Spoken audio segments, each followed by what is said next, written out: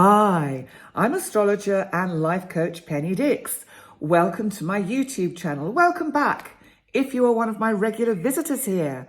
And if you are new here, a big welcome to you. And I'd love it if you'd subscribe. So we'll also be probably joined by next door's farm animals. There is Chanticleer, named by one of my subscribers, who is a wonderful cockerel who certainly likes to add his flavour. Maybe wrong choice of words for Chanticleer, but there he goes. Anyway, what I'm going to talk about today in this short heads up video is about Jupiter Conjunct Eris. And this is in the sign of Aries, and it's the 24th of April. So, well, this could potentially be a rather interesting energy that we see played out over several days. So by the time you watch this video, there may already have been events going on that kind of depict the sort of energy we can expect around Jupiter conjunct Eris. Let me unpack this. Aries first. Aries is the sign of war, of assertion, of energy, of the body, of physicality, and of sexuality. And Jupiter, of course, is my big outer boy, huge, massive planet, a big gas giant. And he is all about opportunities, expansion, and luck and opportunity. So, conjunct Eris, now Eris, remember, is our dwarf planet. Now, Eris, and I've told the story before, but I'll repeat it just very quickly for those of you who haven't heard the story before. Eris was the goddess of strife and discord. Now, Eris was not invited to a very important wedding on Mount Olympus. So she got a little bit fed up. So she decided to rock up anyway and decided to bring a gift, which was a golden apple. She arrives, and of course, everyone is going, I see she has turned up. And so what she does is she says, but I have brought a gift, this golden apple. And she says, this is for the fairest goddess of them all. And with that, she tosses the golden apple into the group of now squabbling goddesses. So they're all fighting over this apple, saying, but I'm the prettiest, I'm the prettiest. No, I'm the prettiest. And Zeus decides enough is enough, puts his kind of rod down and says, right, I'm going to call for a mediator. Now he chooses a mortal. He chooses Paris. Now Paris, of course, is the chap that started the Trojan War. Now you can see where this is going. So what happens is he says, Paris, you decide which is the most beautiful goddess. Now, of course, they're all promising wonderful things if he should choose them. But Aphrodite, the goddess of love, now she's quite smart, and she says, if you choose me, I will give you the love of the most beautiful mortal woman. And of course, who was that woman? Yes, Helen of Troy. So of course he's going to choose Aphrodite, isn't he? Which he did. And so what happened after that was, well, it led to a series of events which led to the Trojan Wars.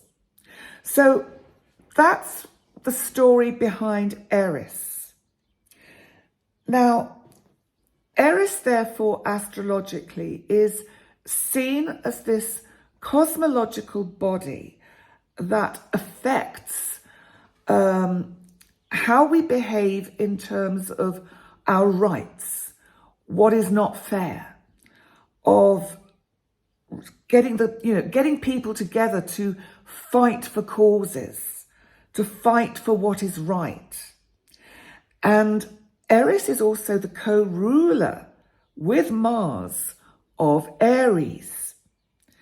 So what happens if you've got these two energies in the sign of Aries? Now, it only happens once every 12 years because Jupiter takes that long to go around the zodiac wheel. Jupiter is going to expand for the good or for the ill, the energy of Eris. Let's take the energy of Eris as kind of neutral at this point. And then let's just look at it in terms of what may be playing out on the world stage currently. We have Ukraine, of course. We have Russia. We have strikes in the UK. America, I'm not up to date all the time with your local events and politics, but I have no doubt there is rebellious undertones at work in your country. Iran still has this problem with women fighting for their rights. Israel is another country that has flared up in recent days. So we also have to look that Chiron, our wounded healer, is also conjunct widely Jupiter and Eris. There are wounds that need to be healed. Now, 12 years ago, the last time that Jupiter was conjunct Eris in Aries, we saw the Syrian conflict, probably at its height.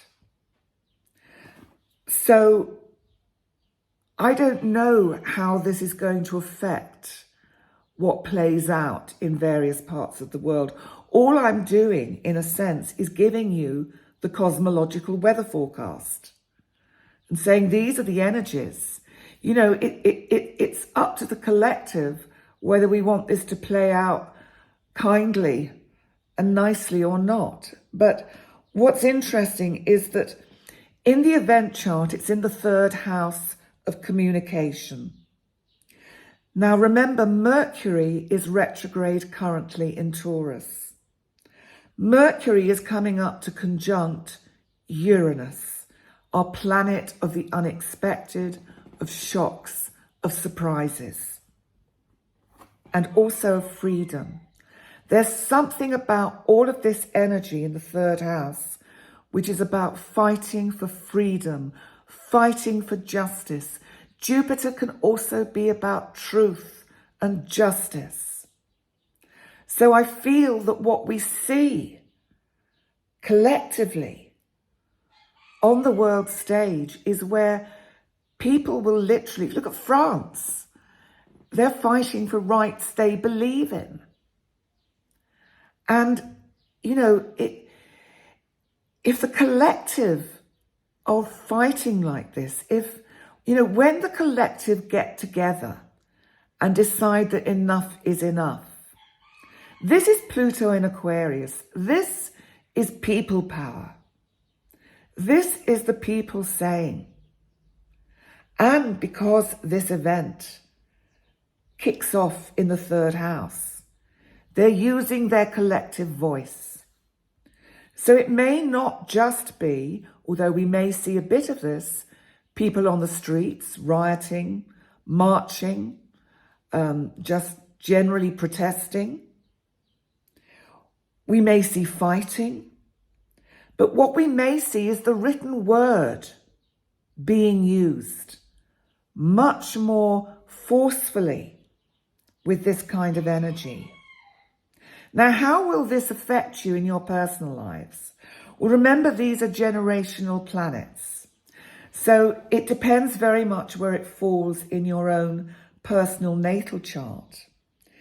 And I feel that how we personally may experience it is if there are particular causes we feel passionate about, we may be the ones avidly writing to our members of parliament or writing to lawyers or demanding rights.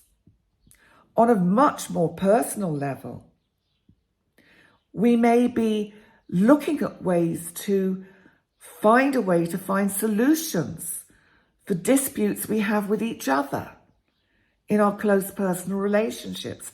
And in that sense, we need to flip this energy.